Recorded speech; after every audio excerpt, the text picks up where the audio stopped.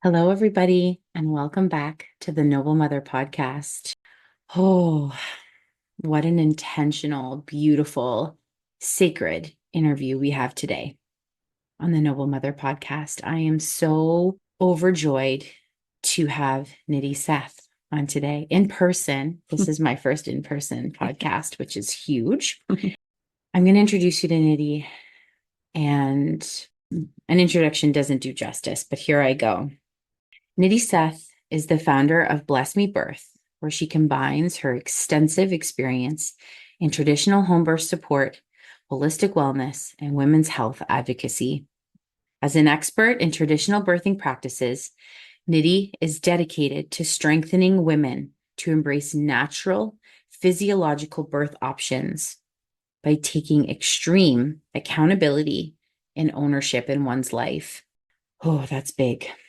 With a deep understanding of spiritual wellness and body-mind alignment, Nidhi helps families navigate birth with focus on safety, intuition, and sacred connection.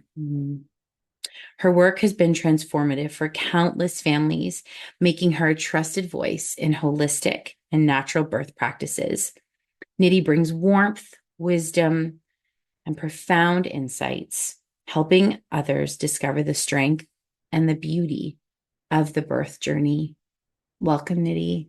Thank you so much for having me, Victoria. It's an honor.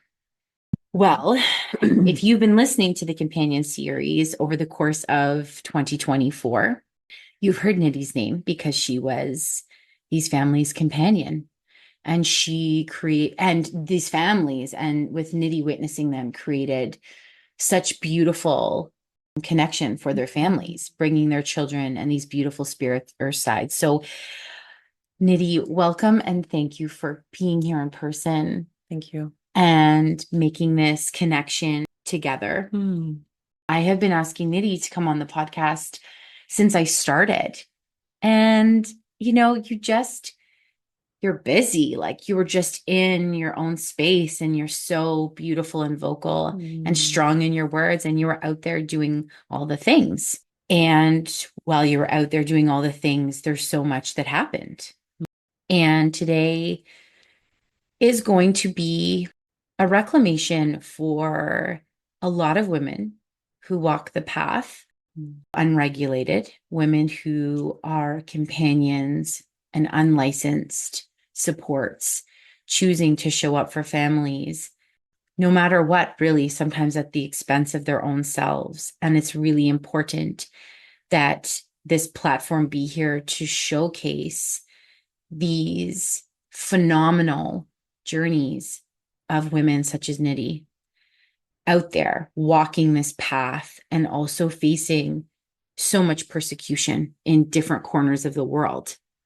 And so this is a very, very important episode. And I know will speak to so many of you based on different experiences you've likely had if you've worked and walked this path outside of, what people think is safety, which is regulation, licensure, and well, bullshit, really, but they think it keeps them safe. So I'm so grateful you're here. Thank you so much. I'm so grateful that I am here. Honestly, it's been a long time coming.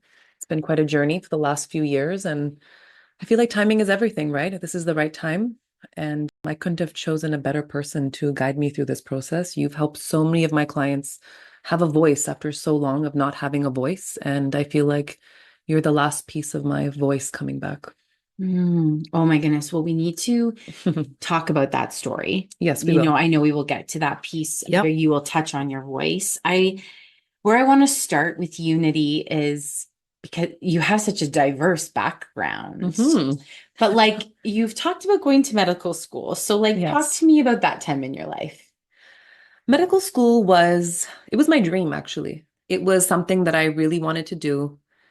Now, maybe it wasn't medical school, it was probably wanting to help people. And I think being an Indian woman, you are chosen to pick three paths: medical school, lawyer, or doctor. Okay.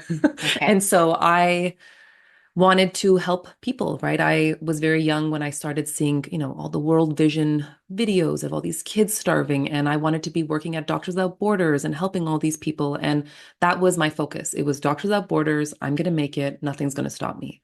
Mm. And I had gotten into medical school in Europe because in Europe, they have a direct program right after high school. You go straight away and it's 6 years and it's over versus here it's like 10, 12 years. And if you even make it, my first stop was Budapest, Hungary at Semmelweis University.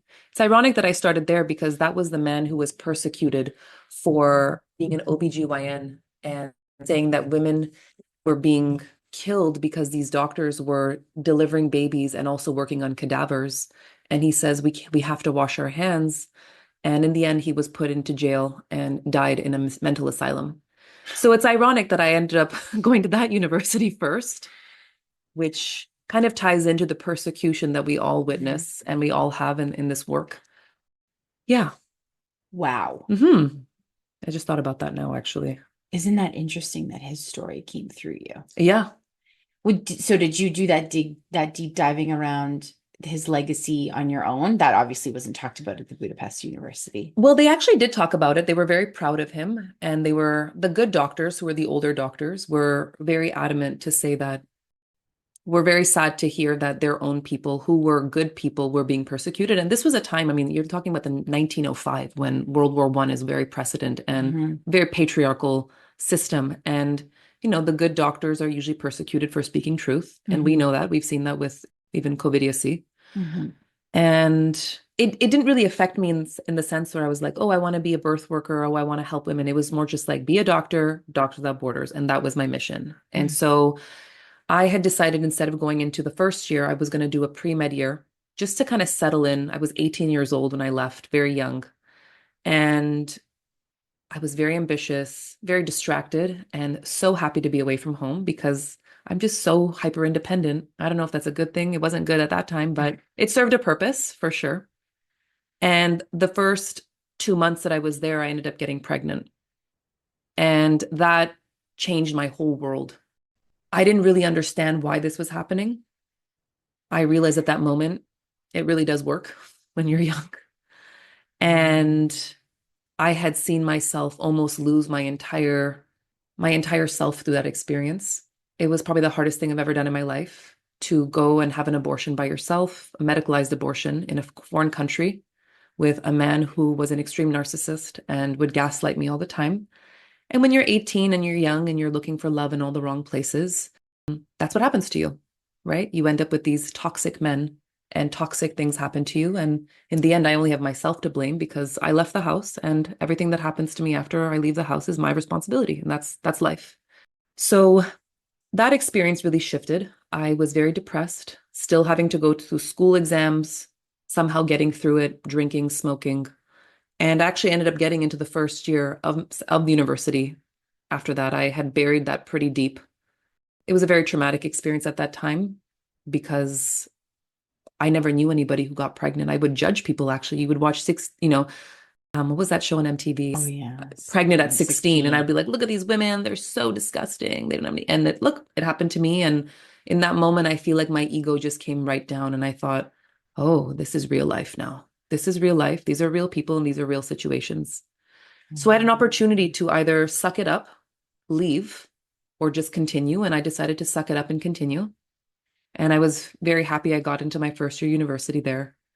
I was so desperate to get in. I needed to make it work. I couldn't be a failure. I couldn't let this pregnancy get me down. I wasn't going to stop. I was going to be a doctor. And the first year was extremely hard. I think I was still processing a lot of trauma. I was still together with this toxic person. I actually went back to him. Can you imagine? That's what we do, right? When we're 18 and we have no real guidance. And I didn't tell my parents. They only knew just recently what happened. So you're carrying this guilt and this shame in your body. You're trying to have this man love you through this experience. And you're also trying to pass a school, which is costing you over $60,000 a year. So the carrot is dangling pretty hard. And I don't think I really knew what I got myself into at that time. I just knew I had to just do it. So I was there for another 2 years. By the time I finished my second year, I had failed one of my exams and I was kicked out of school. It was very hard, honestly. It was very hard to do these exams. You're talking about the best of the best in the world learning stuff. And at 18, I mean, Canadian education is so crap.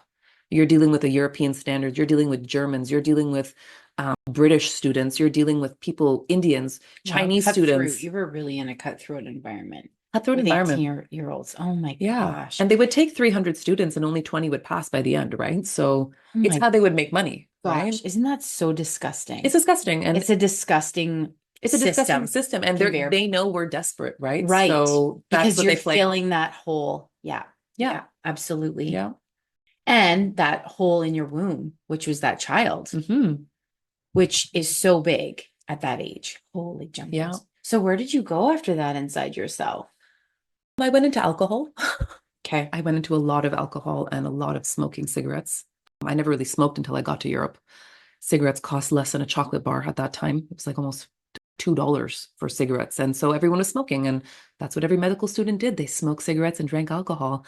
That's the precedence behind medical school because these exams are so difficult.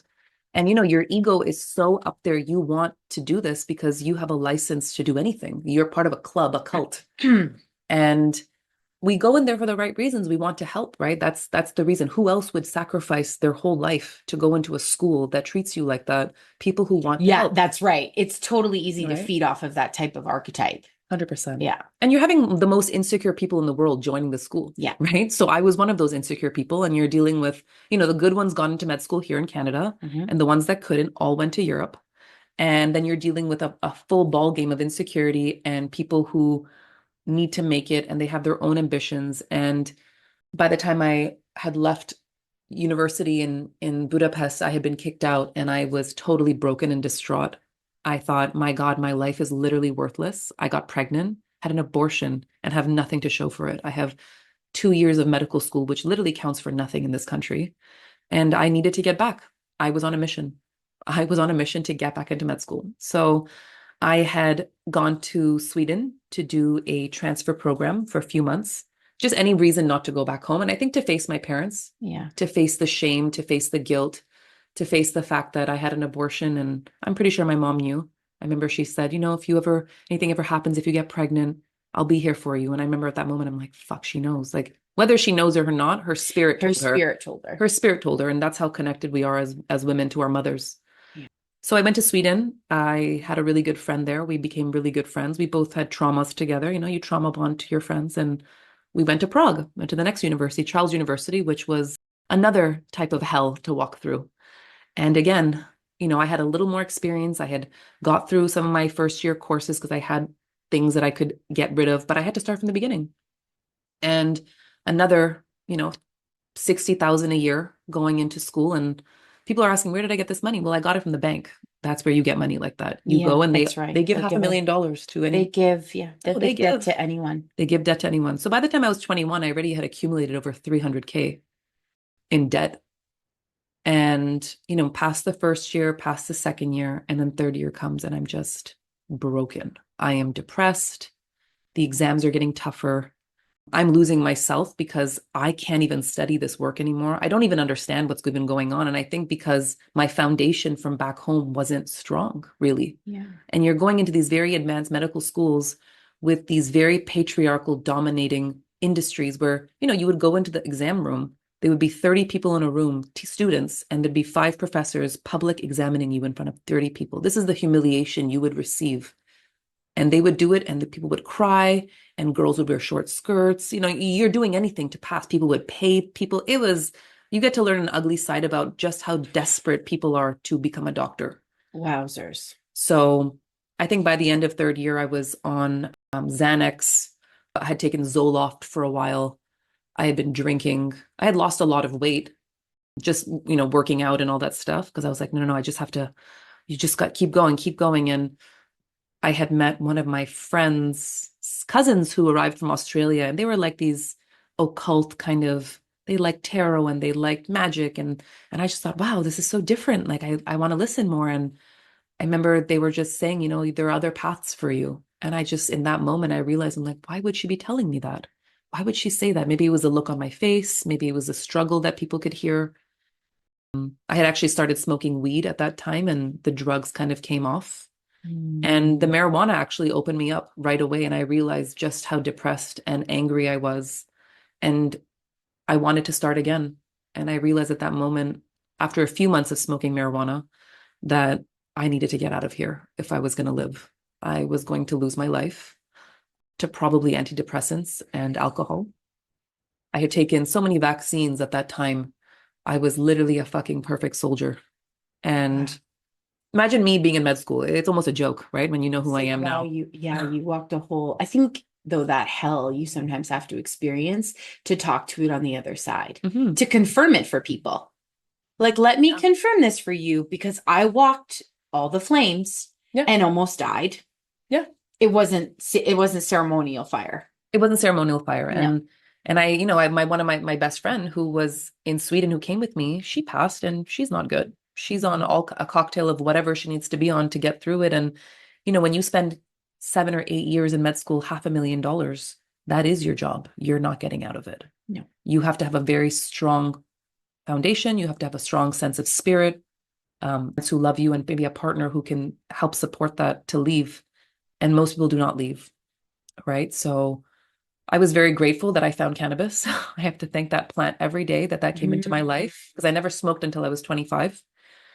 And the minute I started smoking, I realized, oh my God, like I need to start, you know, it became it was like an antidepressant for me. And I would just go for these long walks through Prague and go to the waters and just sit at the water and just cry for hours and hours and hours and just listen to music and say, there is more to this life than this fucking school. There is more to life. There is more to life than this. If other people can make it, why can't I make it? And so I wasn't really sure if I was going to quit. I knew I had to come back home. And so I told my parents, I can't be here anymore. I'm not good. I'm not in a good place. And they had no idea, right? You're cookie cuttering everything for them. Right. You're saying everything's okay because you paid I just I $60,000. just have exams coming up. Like I'm Yeah. just a little bit stressed. You can always use the exams probably Yeah, as the reason why totally. things might be jittery and off. 100%. Yeah. And like you have no supervision, right? Your supervision is you. Yeah. And when you have also so many people around you who are just as insecure, you can't imagine. Everyone's there for themselves at the end of the day, Yeah. right? It's you, if one person's out, that's another spot they get to take from you, right? So it was friendship, but really it was very cutthroat. And, you know, for the people who made it, they were well programmed to do it. I was not. I was not well to Thank do that. God. Thank God you were well programmed to get out and tell us on the Yeah, other side. I thank weed. Thank. Okay, Snoop. Nitty Snoop. Like the cannabis spokesperson for leaving med school only for leaving med school. Oh my gosh. Epic. Oh, Yeah. So by you the time get I came back, it was starting from the ground up, right? You had nothing. I had all this transcript of nothing. I had physiology, biochemistry, pathophysiology, you know, first aid, surgery, all these courses, anatomy, cadavers, all these things that we had done for 8 years. And I could do nothing with this program, nothing. $500,000 in, zero, literally starting from zero. And that's on me for not choosing myself and choosing my ego for so many years. And well, and from culturally, like let's also look at the foundation, like you yeah. said, as an Indian woman, what that was built off of. Mm-hmm. I mean, it is bred in the culture, and It is. you know, It is. there's you know, of course, you're taking responsibility of that, but at the end of the day, there's so many puzzle pieces as There to why is. you pushed it, pushed and pushed that. Totally. And you know, my family, like everyone in my family, all my cousins, everybody I know around me was educated and went to university, and I was the only person that didn't pass. And now it speaks to the why, you know, I didn't take the vaccine during COVID. I was the only one. So there you go, right? But at the time, Mm, I didn't know what I was being set up for. And it was being yeah. set up to do hard things and to start from the ground up and to accept that you know nothing. And it's okay. And it's time to start from the ground up, figure out who you are.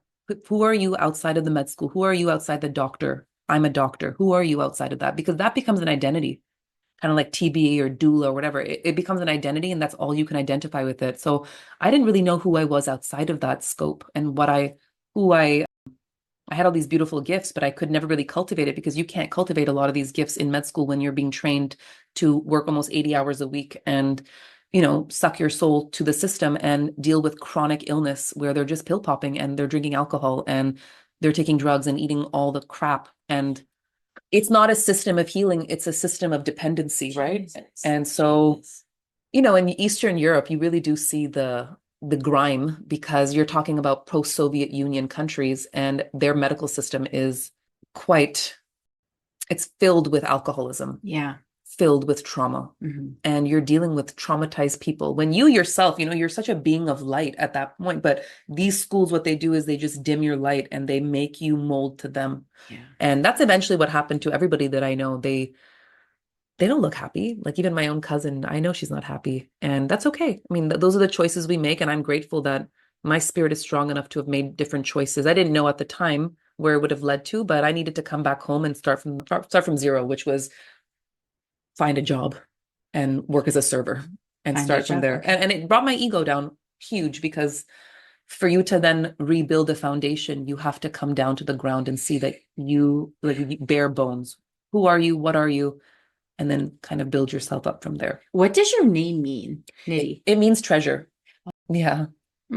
You're such a treasure. Oh, thank And you. that's where treasures are found. They're not just out front Yeah. for anyone to take from. Yeah.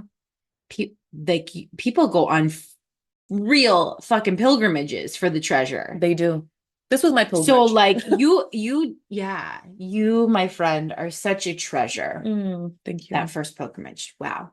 So that sets the stage. That's the stage. Yeah. It sets the stage of having all this knowledge and doing nothing, couldn't do anything with it. And all this experience and all this, I traveled so much. I met so many people. I learned all these languages and I lived on my own since I was 18. I had my own abortion when I was 18. Like these things happen to you, happen for you, actually. They don't happen to you. They happen to you, but they really do happen for you. And it made me so fucking strong. And it also made me realize how much I loved children in that moment and how much I didn't know I loved children. Yeah. Yeah. Your womb. Yeah. And these sacred experiences that happen to us from these poison people. And, we had a soul contract, me and that person. And I don't need to contact that man ever again. But and with that baby as well. Yeah. You have that. Yeah. And I've made peace with that baby through a lot of plant medicine, a lot of medicine. And they're so forgiving, these spirits. They're so loving and kind. But they do want you to take accountability. And they do want you to know that abortion is horrible. The babies feel so much pain. I felt those screams in my medicine ceremony. I felt it. And it is not an easy experience to go through medicalized abortion. What they do, they rip open your baby, they rip open your womb. And where does that child go? I don't know. It's probably being used for some vaccine right now. So I really had to go into that work almost 10 years, 15 years later to make peace with that spirit. Because I think you're carrying that for so long and just think, oh, it's okay. It's okay. I'm just going to get another abortion. I'm just going to get another abortion. And that's what people do. They just keep on using their womb like it's some sort of, I don't know, Tupperware, in and out, in and out. So it was a very big lesson for me on the self-love that I didn't have for myself. Really lack of complete self-love and looking so external for that love. And that's what med school was, looking external to fit in, looking external to, if I do this, I'm whole. If I do this, I'm whole. But people are going in whole to do this. And med school should not. Yeah, sorry, go ahead. No, go. So just med school people should not even be going to that school till you're 30. Absolutely. You have no clue who you frame are. of reference of life. But that's how they mold you That's how they mold into you. Perpetuating, what we've talked about on this podcast and women have shared, just in birth. Yeah. That's not any other sort of faculty of different medicines. So, okay. So you're humbled. And then, you work your way through, you start serving. And like what, you knew you loved children. Is that why you started into becoming a doula? Well, ironically, I have to give my dad credit here because he always likes to remind me. He's actually the reason I came into doula work. I think, being an Indian person, you're just like, please do something with all those medical things you've learned. And he had pushed me, go back to school, do kinesiology, do nursing. I had applied to nursing, didn't get in with my. Thank God. Yeah, thank God. Thank you. Even applied for midwifery, did not get in. So don't you love? That's don't the joke. Don't you love? Like it's almost like that filter's like spirit just knew, like, no, you're not ready for that. No. And you thought, with you're going into a female industry, but midwifery is so masculated and it's toxic anyway. But yeah, so doula work came in only like years later, right? So I had worked as a server, did yoga, was doing a lot of like yoga teacher training. And actually, I had moved out of my house, kind of like the way you move, like just like get out of the house. Okay, I'm leaving kind of thing, just I had been so rebellious at that time. I was trying to find out who I was. And I moved out with my ex-boyfriend to east end of Toronto, right down the street from Toronto Yoga Mamas at the time. And my dad, he's so funny. Now he told me the real story recently. He said, I was trying to have you do doula work for a while, but you weren't listening to me directly, so I had to go through your cousin and get your cousin to give you the papers, and only finally you listened. And I said, look at this man. Like his heart was so into, please do this work, whatever his spirit was telling him. I finally listened to my aunt and I said, okay, just give me the page and I'll call the Dona doula trainer at the time. And she says, yeah, we're having a training in 3 weeks and it's at this location and blah, blah, blah. And I thought, okay, let me look at the location. And it turns out it was right around the corner from my house. And I thought, how fucking weird is that, that I move out to the one place that's across the doula center? Okay. So I joined the course. I was very eager. I had 8 jobs at the time. I was working at 8 different places, serving and bartending. That's all I could really get at that time. And it was very nice because it gave me the freedom to not have anybody look after me. There was no responsibilities really. It's like you give people alcohol and food and they're happy, great, and you just walk away with that. And I had done the doula training, and whatever 48 hours that they teach you, all the birth work that they teach you. I took it and I thought, you know what? I've been in med school. I know how the body works. I know how this thing works. I'm going to be fine. And that is what began my doula career. And so was very eager. And the minute my heart's in something, like you can't stop me, I'm just going to keep on going. No, How did you? I couldn't guess. So that's one thing. I was very eager med student. I applied it to doula. So Thank God for that. very Thank God for persistent, you. very stubborn, but strong-willed because I knew I had to make it work. There was this or there was serving for the rest of my life because I couldn't go back to school yet. It was very expensive. And I didn't have, after $500,000 of debt, I needed to start paying that back. So my choice was I had to work. And so I had finished the doula training, very eager, learned everything, and joined all the Facebook doula groups. And I got connected with one of the doulas who worked at Yoga Mamas, and I became her backup. And so within that year, I went to 15 births because she was at another birth. And so that's where I really got to learn birth. And so my first 2 births were actually 2 moms that were pro bono at the Toronto Birth Center. And my first birth, ironically, was with Sapphire. And I didn't know it until she told me 3 years later. Isn't that funny? So she was another midwife who was in Ontario. She's left now. She's in Mexico. And it's funny how things come 360, right? And I didn't really realize at that time. And she's like, wow, you're such a good doula. And I'm like, really? Like, I don't really know what I'm doing. So you don't really know, right? You learn all these birth things. You're like, I think I was so excited after that first birth. The mother was having her stitches and I just ran out the door. I'm like, okay, bye, I'm done. And I just didn't realize I had to stay there for another few hours. I was so high from it and couldn't believe that people could work like this. You could work and help women.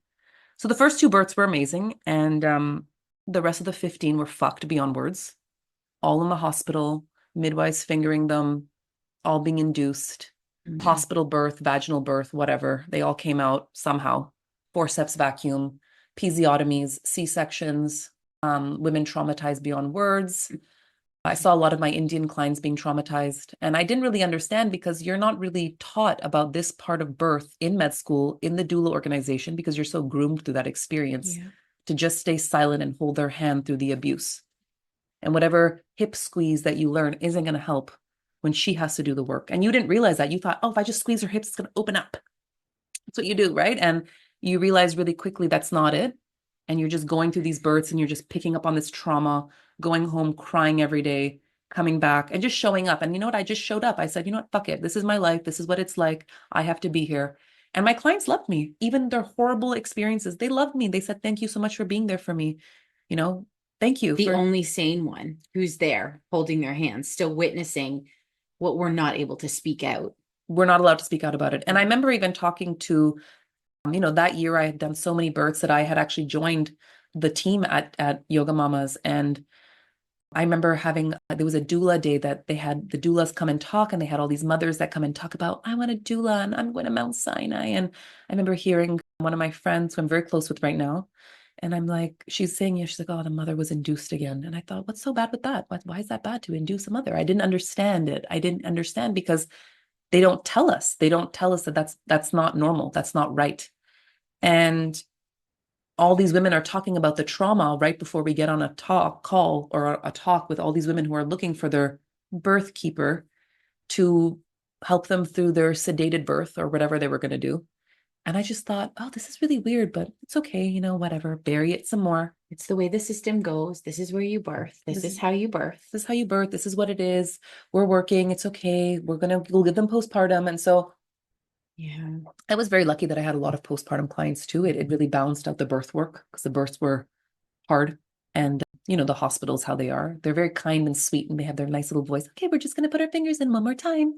We're just going to do this one more time. It's like that, the way it's very condescending and very manipulative. And you don't know it because I was groomed through a medical school. I loved being at the hospital. Right. It was my comfort. Yeah. I enjoyed it. And you knew that there would be an end. You knew that there would be an end. I remember that too. You're like, oh, well, they won't have them, go past this time. Yeah. Which is because they'll have to get to my other job. Yeah. That's going to be right, which is so insane. Yeah. And how this cycle keeps going and going. 100%. So you attend a birth where this was not the case. No. So COVID.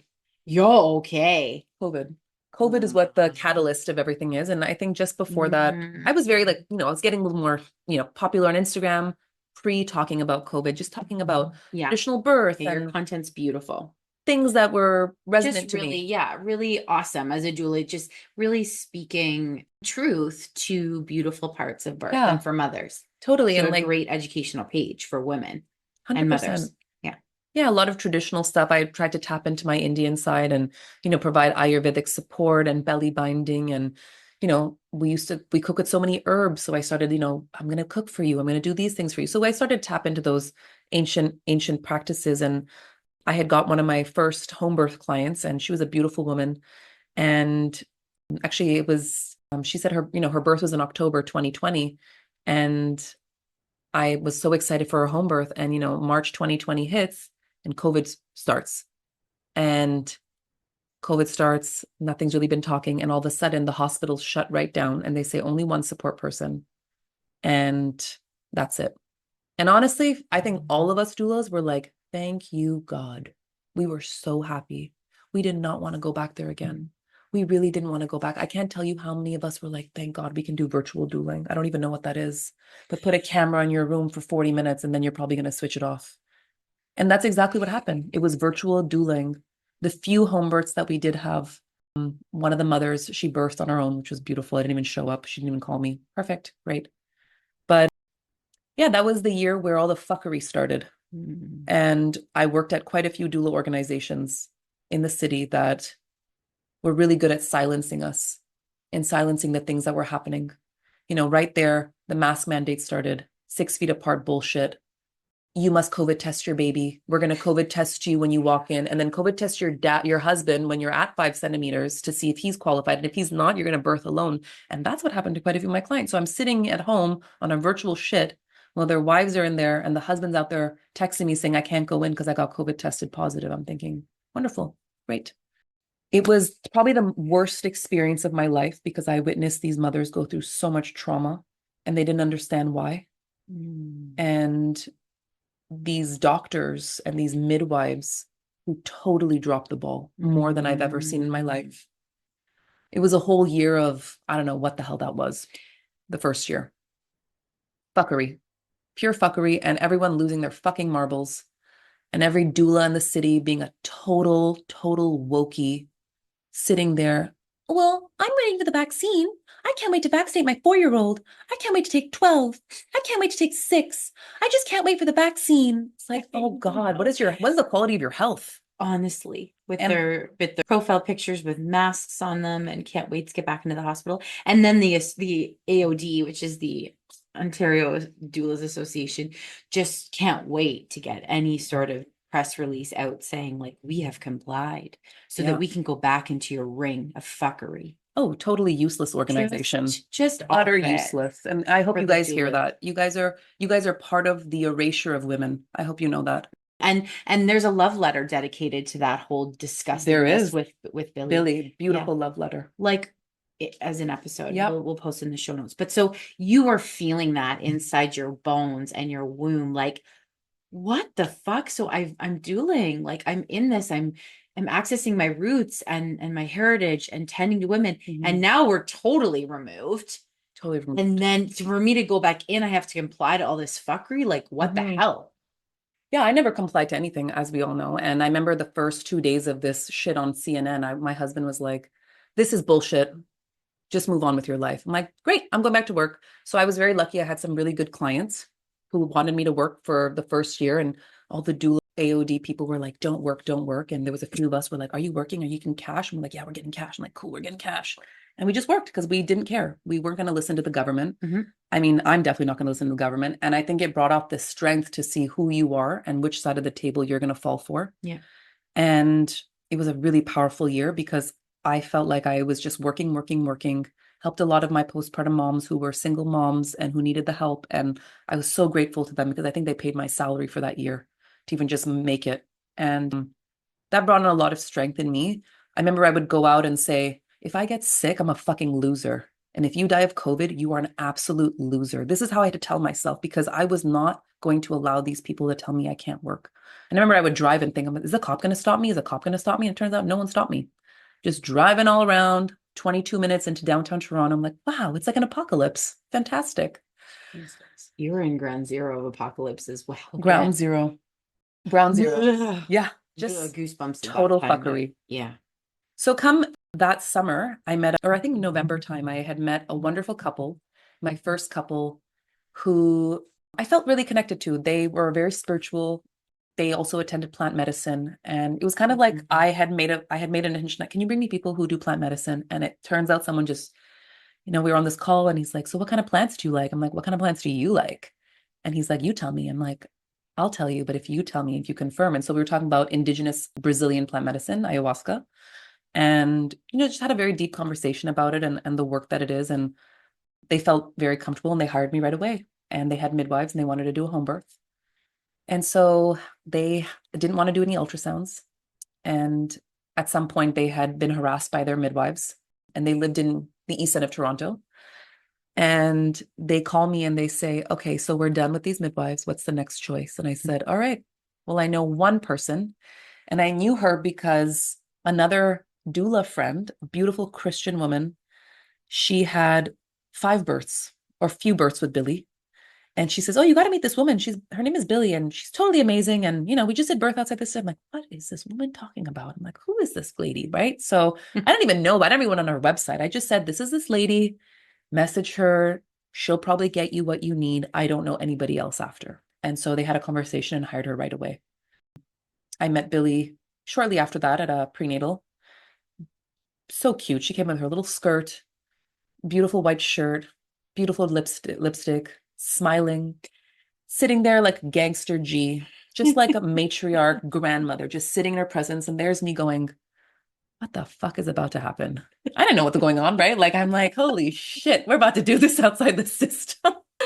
And so we sit there and I think she was a little weary because she probably met so many idiot doulas through her industry, one idiot after the next. And she probably thought, oh, here's another idiot. Is at my front door again. And at that moment I said, oh, I didn't comply to COVID. Ew.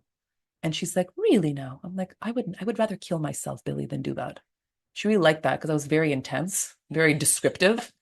This girl's got, it's kind of like I'm just very intense. Chops. I'm really intense. Chops. Like, here we go. It's all or nothing for me. That's how it is, right? Yeah. So we're sitting there, the husband's laughing, the wife is laughing. Billy's like, so tell me about you. And I'm like, well, I was in med school and I dropped out. And, now I'm in birth world and all these doulas are fucking losers. And they all just succumb to the government shit. And I'm basically on my own with a lot of people. And she's like, I like you. And I'm Billy's like, and I've been doing that for 47 years. And she was like, so tell me about your husband. I'm like, oh yeah, he's unschooled his children. He's totally outside the system. They never took a vax. They've been doing this for 30 years. And she's like, where have my people been? And I'm sure in Kitchener, you don't get that many people who are like you, right? Like Toronto's more diverse in that sense. And it's not like we were all publicly saying I didn't take a COVID vaccine. Now everyone's putting up a COVID statistic every other day, right? But at that time, it was very hush hush because we all needed to work, and because half the doula organizations were so just ingrained in this indoctrination narrative. Yeah. And they kind of were like, you cannot work. You cannot do this. You cannot support women. You must be 6 feet apart. You must give them virtual postpartum services, do the virtual lactation services. And these mothers were so in trauma, and all these pleb doulas, and you know who you are. Yeah. Just dropped, just literally did not stand up for women. They stood up for Satan, essentially. And that's what it was. It was the split of God versus Satan. And the people who chose, we know who you are. So that birth comes around, and it was in July. More births were taking place, more horrific births. And I'm just in my floating postpartum belly binding, I'll be your birth doula for a hospital if it's open. And if not, I'll give you all the postpartum after. And so all these mothers would still they really liked my energy. I would still help them with prenatals, and I'd still meet them. But the birth time came, and they all went to the hospital, and they all had C-sections, and they all came back, and I gave them 20 hours of postpartum for each birth that we were doing, right? So I made sure to make it up a lot, because what else could you do at that point? And comes July, and I'm at this birth, and it's crazy. It's amazing. I'm there for the first 12 hours with Billy. I show up, and I'm like, okay, Billy, we're doing this. She's like, let's sit down. I'm like, okay, cool. I'm like, so where's everybody? She's like, they're upstairs. I'm like, oh, should I go upstairs? She's like, why? And I'm like, I don't know. Why? And she's like, let's go make some eggs. I'm like, oh, is that going to make the mother like labor faster? She's like, no, it's for us. It's 7 a.m. We haven't eaten. I was like, oh, okay. What do we do after that? She's like, well, then we'll sit and have some tea. And then what? She's like, and we'll just get to know each other. Maybe we'll spoon in bed together. And I was like, what? This mother is telling me wants to spoon me? Oh my God. I'm like, I've never experienced a spooning situation at a birth. So 12 hours were there. The mother is going through a process, and, things slow down and they stop. And eventually we realize she's not ready. And that's okay. It's first time mother. It happens. Billy's like, all right, we're going to go home. And I'm like, and then what? She's like, well, then we'll come back when she's ready. I'm like, oh, okay. And I just go home, and I'm like, what the fuck did I just experience? I didn't know. We just ate egg. We ate all her eggs. We ate some food, played with her cat, went to sleep. And I didn't understand what was going on, because I was so used to being a useful hip squeezing, move. And then I realized my job was really to keep the midwives away from them, to not touch these clients. So I was the barrier between the midwife and the mother's body. And now there wasn't anybody harassing the mother. It was just a normal day. That's right. A normal day. Drink some tea. That's how useful you can be. If you're drinking tea at a birth, you're probably the most useful person in the room. And I remember Billy telling me that. She's like, just drink some tea. If you're doing anything else, you're going to be pretty useless. And so that birth was almost a week long. I had come a few days after that, and I met Jen. Jen was her attendant, and Billy was at 5 other births that week. Every day, that whole week, she was at a birth. It was crazy. And I got to meet her attendant, and I learned so much from that incredible, wise grandmother. Her kindness, her love, just questions, showing me things, showing me how she palpates. Just a beautiful human being, and didn't do anything to her. We just sit there and just laughed and talked, and just reassured this mother that everything was okay. And she wanted to continue, and she did. And that birth was a week long. I was there when I showed up, for almost 72 hours after that. And Jen was there for almost 5 days, I think. It was long. It was a very intense birth. This mother didn't want to go to the hospital. They had put up the restrictions so hard.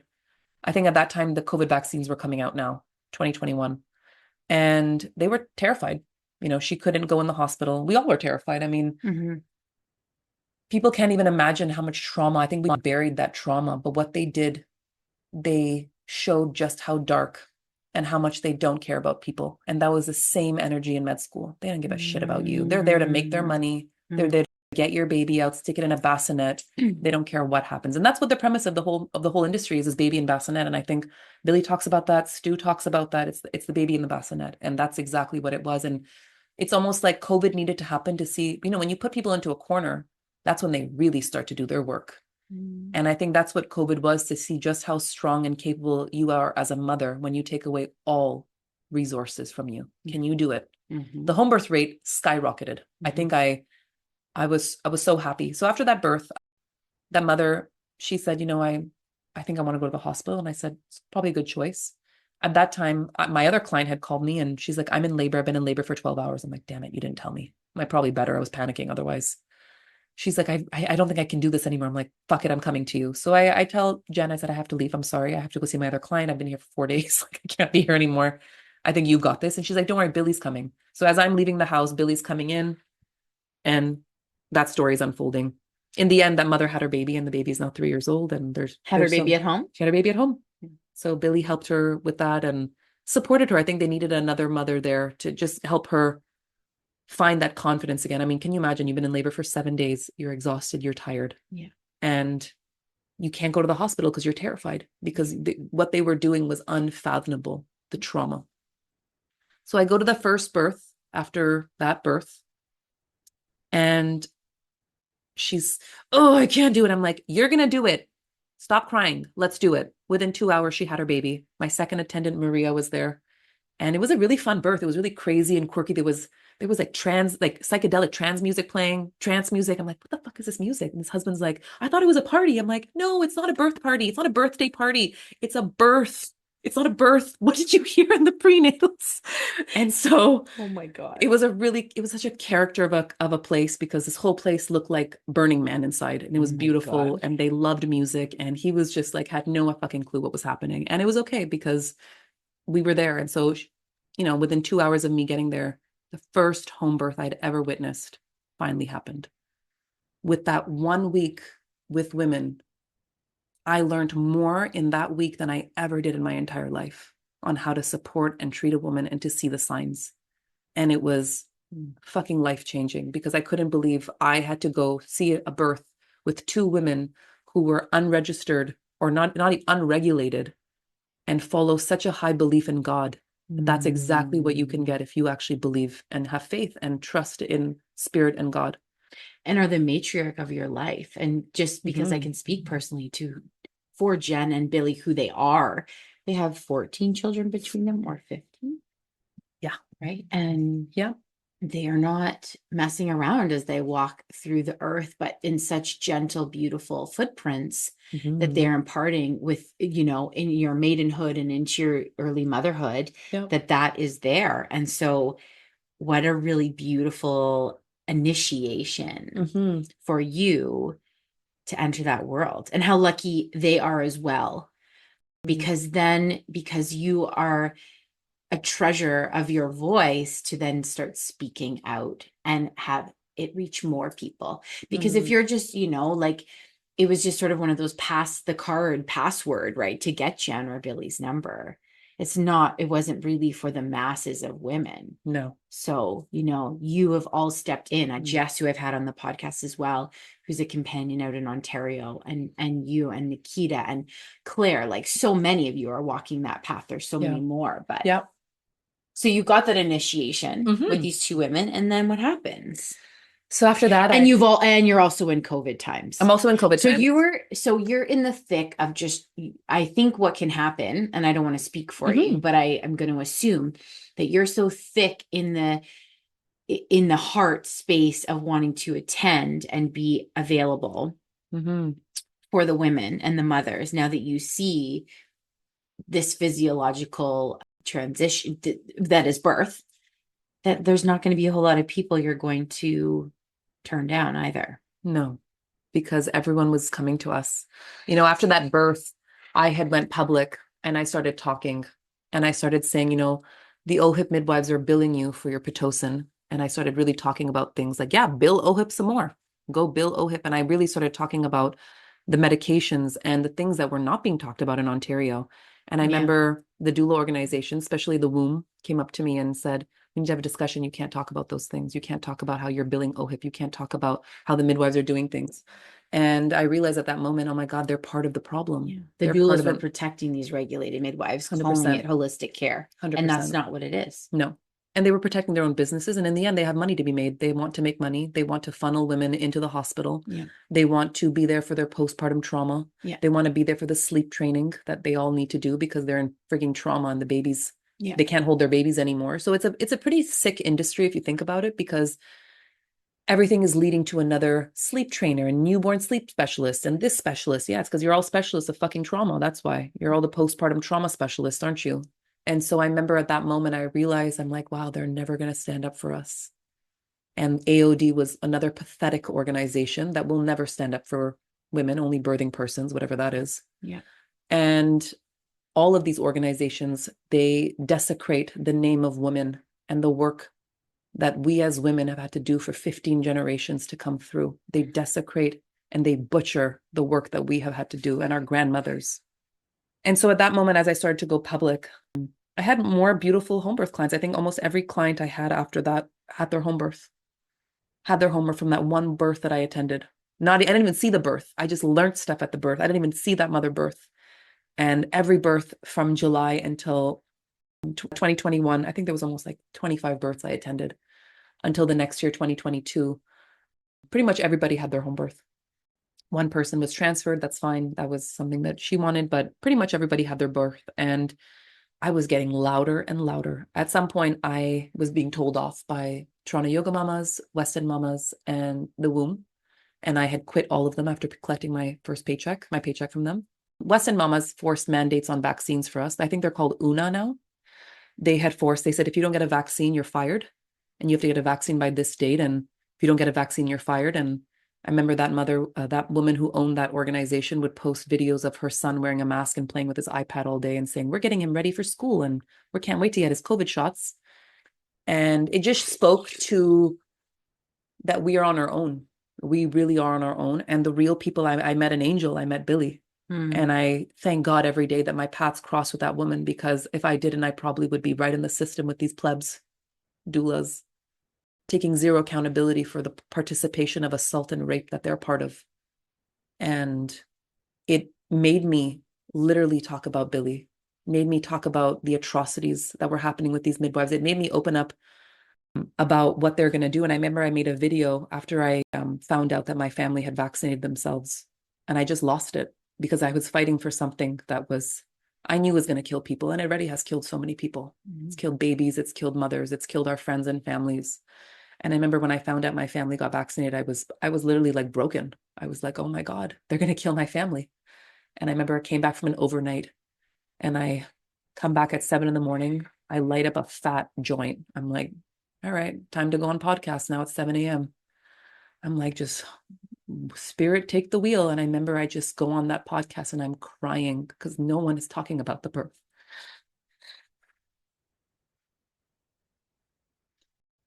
I think that video is still up there.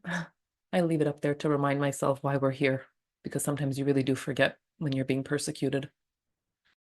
We had witnessed so much assault, so many babies being assaulted, so many women who we thought were friends drop us and lie to us and pick fear versus God. And I wasn't going to be one of them. I would rather die before ever taking that shot. And I told God, I'm like, I die on my terms, not on your terms. I made that video, and that was the catalyst to my voice.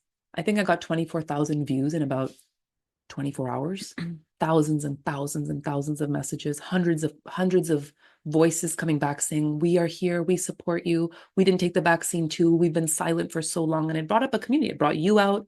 It brought a lot of the midwives, a few of the midwives who didn't want to participate in that, who obviously left their registration at some point. It brought off even the doulas who didn't know that we were against it. And I started posting more. I'm like, if you're a doula and you're not part of COVID, send me a message. I'm adding you to a group chat. And so this is where this all started, this community that was being built to find, and there was 100 of us by the end of it, 100 of us, birth workers, free birth, TBA, doulas, sleep consultants, lactation consultants, whatever, you name it, naturopaths. We found each other and I made this group chat. And we were all so happy that we found each other, and it brought up a huge community. Home birth rate went skyrocket. I think 200% home birth rate. I had requests every day. I don't want to go to the hospital. Help me, help me, help me. And honestly, most people I sent to Billy, I said, go see Billy. Don't talk to me. Go see Billy. If you want this birth, go see Billy. Go see Billy. I would still take midwives. Go see Billy. And I think I sent her like 30 clients. I said, if you have money for me, go see me. Go see Billy. She's the person. And I think Billy said she had about 8 births a month by the time things were rolling in. And it was so nice because between Billy and Jen, I would go there and I'd be like, hey, I'm here for you. Hey, I'm a support for you. They would go to births alone. And I'm like, I'm here to be as useful as you want me to be. What do you want me to do for you? Let me make you some food you haven't eaten. And I think they needed someone to finally take care of them. Yeah. Because no one was taking care of these women. Yeah, you Right? have. And thank God for you. It was so hard because so many people told me not to do it. They told me, don't say anything. You're going to get fired. You're going to do this, you're going to do that. And I said, oh, fuck it. I'm already am fired. It doesn't even matter because nothing can be worse than this because everyone dropped the ball. Your own family took it, everyone around you, and you seem like the crazy one. And it's like, you guys don't realize I was actually the one in truth. I was the med school student that left. I saw it before I even knew it, what it was going to be. And it brought out such beautiful people in the community. It brought you in the community. You know how much of a light you've been for my clients and for this work and for me to even be here to talk about it.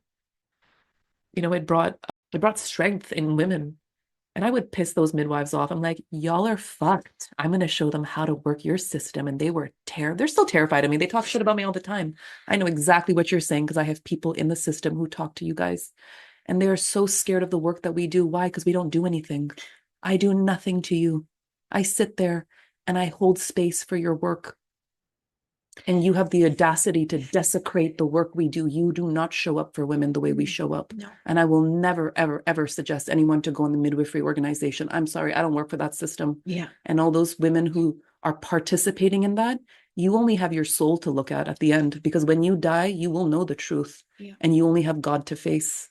And I would rather face it here with this much honor, with this much persecution.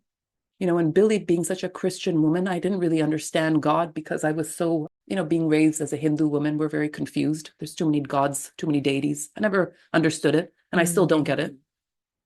And I always felt this connection to this one God. So I had my very close friend, she was Muslim, and I really liked reading the Quran. Many of my family would not agree that I should have read that, but I did. I thought it was beautiful. I understood it. I understood there's one God, back to the roots, back to the foundations, protecting women, all the things. And it helped me understand that there's something very powerful watching us and protecting us and guiding us, even through the darkness. Yeah. And Billy, she spoke so much about the Bible, and she said, there's even breach in Bible. I'm like, what? She's like, yeah, there's a breach story in there. And she's like, Jesus was also persecuted right to the end. They nailed him to the cross, and he's saying, forgive them. They don't know, forgive them. And it was these really powerful stories that we hear, that we are embodying, every single one of us that stands up to this darkness, that we realize that truth is going to be persecuted because they don't want us to be enlightened. They don't want us to be who we are. They want you to be part of a system that suppresses and oppresses the human spirit and desecrates creation and breaks the family unit. And this is what they're part of. So I'm so grateful to have been guided by this woman, even now, because I don't think anybody could have ever done that. My own family didn't really understand. Right. They were too scared to even tell me they had a vaccine. And I mean, I would be scared to tell me too if I had a vaccine. So good for them for telling me eventually, because that was the catalyst that pushed me. I look at them like they had a soul journey, maybe to take it. So I'd get so fucking angry that it'd go public. Because if they didn't, I probably would have just stayed silent a few years longer. Right. So I have to honor that my sister and my parents, that they did that. Their spirit did that for me, because they couldn't do it. They couldn't be strong enough to exit the system. And I'm here for that. I'm here for all that. Yes, you are.